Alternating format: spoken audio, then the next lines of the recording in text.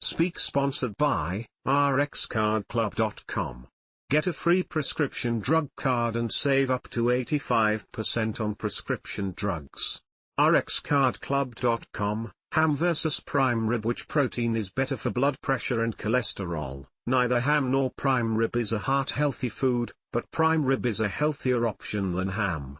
Ham is worse for blood pressure than prime rib because it contains much higher levels of sodium and preservatives like nitrates/nitrites.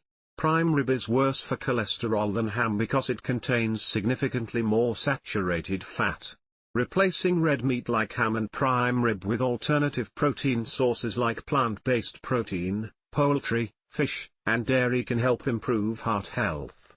While it's okay to eat ham and prime rib occasionally, they should not be a regular part of a heart-healthy diet. rxcardclub.com.